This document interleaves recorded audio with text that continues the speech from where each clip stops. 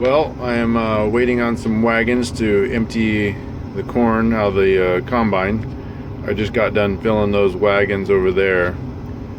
I thought I'd show you the combine. Up here is some of the instrument panels. Up here is the little picture of the combine, and if something plugs up, or like the chopper plugs up, or the feeder chains break, a sensor will go off and let me know what's wrong. And then I have, see there, the tells me the rotor or the engine speed, how many RPMs it's running, and then the ground speed. It usually tells me how fast I'm going. I usually going about 4 miles an hour when I'm running corn. And then up here is the monitor. It tells me what the average yield per acre is, tells me moisture of the grain going through the machine, and then it tells me the average of the moisture of the grain. It tells me how many bushels I've ran.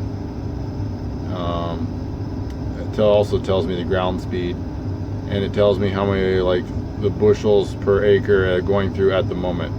Also, it tells me how much area I have covered in this field. So this is just some of the things I use when I'm combining. Here's my instrument panel. You don't have to do much with that. This engages the combine, so it starts thrashing the grain. Here is engages the head.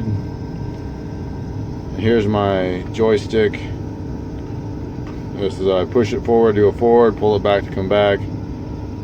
This raises and lowers my head. You see it goes down, and it comes back up. This here button folds my auger in and out. So that auger there, I can fold it back or put it out to empty the bin on the combine. So that's just a little bit about the combine.